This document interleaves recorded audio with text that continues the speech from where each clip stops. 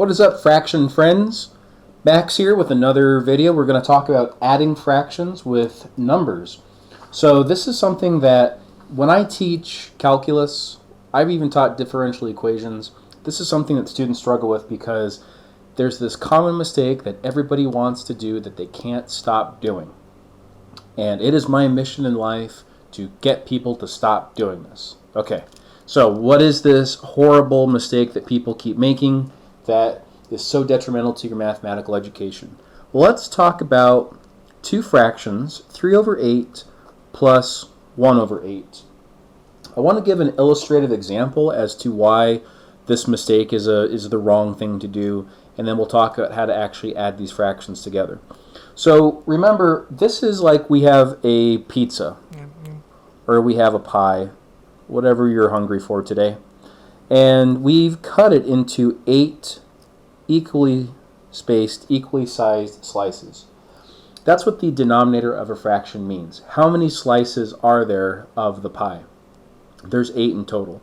And this is how many you've eaten, the top number. And so when you've eaten 3/8 of the pizza, you've eaten 1, 2, 3 slices. Okay? And then you've eaten those 3 slices and you realize that you're still hungry for more, and so on top of that you eat another slice.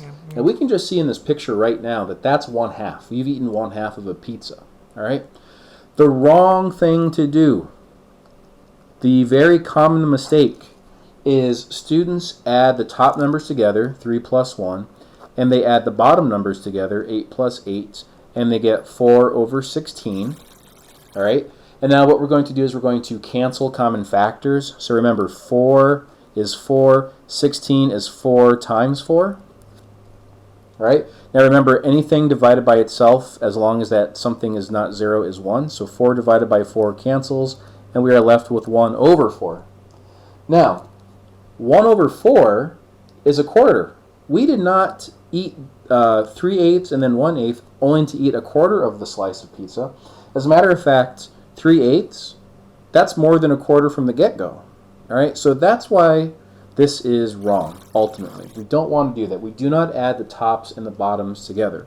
The correct way is we add the tops together, 3 plus 1, and we keep the denominator the same. All right, 3 plus 1 is 4. The denominator here in this example is 8. 4 divided by 8, there's a common factor of 4 that would cancel, right? 4 times 2. 4 divided by 4 is 1, and so I'm left with 1/2. And we can see, as per the diagram, also it agrees with what we have here. We've eaten half of the pizza right there. So that's how we add fractions together. Let's look at another example. All right, we have 6 over 10 plus 3 over 10. We add the top numbers together, the numerators, 6 plus 3. We keep the denominator the same, 10. 6 plus 3 is 9 over 10. 9/10, 90%. If we've eaten 6/10 of a pizza, if a pizza was cut into 10 slices, and then we ate 3 more tenths of that pizza, we've almost eaten the whole pizza. Right? We've eaten 9 of the 10 slices of that pizza. So that's all well and good. Now let's throw a curveball. What if we had 3/5 plus 3/10? All right? You might be thinking to yourself, well, I'll just do what I did in these previous 2 problems. You would be wrong, because we kept the denominator the same in the 2 previous problems, and here the denominator is different. And that's a problem in this problem. So this is usually where students don't remember exactly what to do, and they just sort of shrug their shoulders, and they say, well, I'll just add the tops and I'll add the bottoms and hope for some sort of partial credit. Let's try to get as much credit as we possibly can. So what I need to do is find a denominator that is the same. Now, I made a video about least common multiples. I posted that, so check out that video if you need to. But what I need to do is essentially find a common denominator that is the least common multiple of 5 and 10. Okay? Yes, you can just multiply 5 and 10 together to get a common denominator, but I want to make life easy for myself. I want the least common denominator. All right, so if you need to, go check out that video on least common multiples. In this problem, it would be 10. And so I need to make both of these denominators 10, okay? The least common multiple of the denominators that I'm dealing with. Now, this second fraction right here, no big deal. I didn't do anything to it, so that's still a 3 over 10 right there.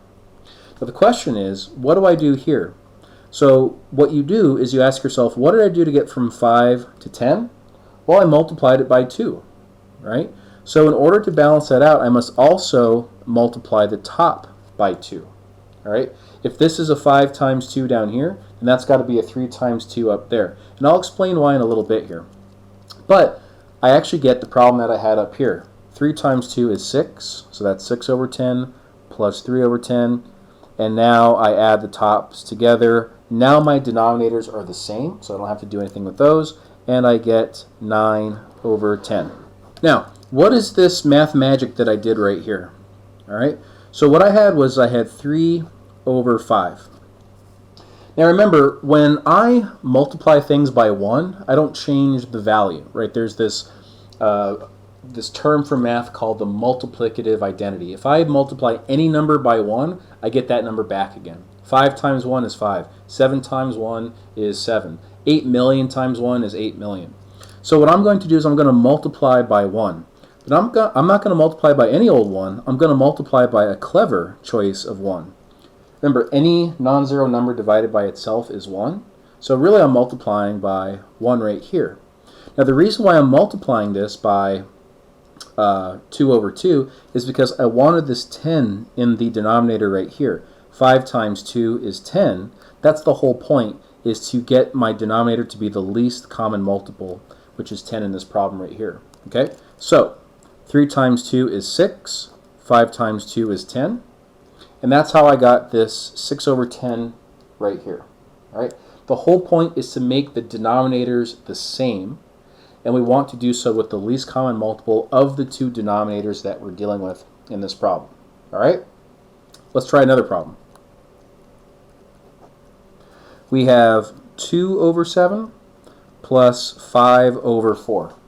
The least common multiple of these two numbers is the product of those two. 7 times 4 is 28. All right, so that's going to be my common denominator. So now we play this game. What did I do to get from 7 to 28? I multiplied it by 4, so I need to multiply the top of this thing by 4. What did I do to get from 4 to 28? I multiplied by 7, so I need to multiply the top of this thing by 7.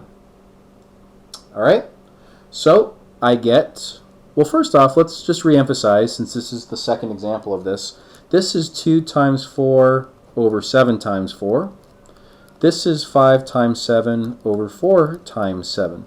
Again, notice I have a 4 divided by 4, which is a 1 right there. So I still get 2 over 7 times 1, which is 2 over 7. This is 7 divided by 7, which is 1. And so I have 5 over 4 times 1, which is still 5 over 4. So I'm not changing the values of these fractions. I'm changing the way that they look. And that's incredibly important. Okay, so I get 8 over 28 plus 35 over 28. And let's see, that's going to be 43 over 28 for this problem right here. Okay? All right, let's try another one. Let's try to add 2 fifths plus 2 fifteenths. All right? Maybe a little deceptive because their numerators are the same, but we need to make the denominators the same. So the least common multiple of 5 and 15 is 15. To get from 5 to 15, I multiplied by 3, so I need to multiply the top by 3 here. To get from 15 to 15, I didn't need to do anything other than multiply by 1. And so here I have 6 plus 2 is 8 on top, divided by 15, and there we go. All right? Now, what if I had 3 numbers that I wanted to add together? So for example, I had 11 over 6 plus 7 over 15 plus 5 over 12. You could find a common denominator, a common multiple, by just multiplying these 3 numbers together. That's going to give you potentially a very large, unmanageable number. Maybe there's a least common multiple, all right?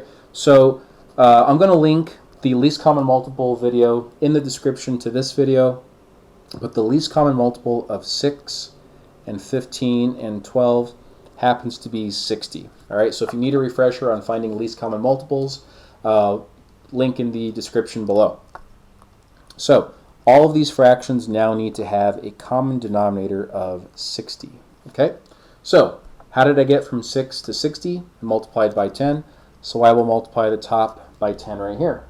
11 times 10 is 110. 15 to get to 60, I multiplied by 4, so I need to multiply 7 by 4, and I get 28. To get from 12 to 60, I multiply by 5, so I multiply this 5 by 5, and I get 25. So I'm just going to block this off because this isn't my answer. My answer is 110 plus 28 plus 25 over 60. And when you add these three numbers together, you get 163 over 60. There's our answer. We'll box it up. So, as I like to do, I want to give you some problems to work on. Make sure you can do these 4 problems. The answers are in the description to this video. Thanks for watching. If you learned something, hit subscribe, hit the like button. Don't forget to tell your friends about this. More content coming all the time for this YouTube channel. I want to teach basically everything that I know about math in this channel. And so thanks for watching. I really appreciate it. I love teaching math, so in the comments, put what you want me to go over. I'll be more than happy to go over it. I'll come up with more problems for you to work on and answers. We'll laugh, we'll cry, we'll have a great time. It's math, it's fun. Thanks for watching.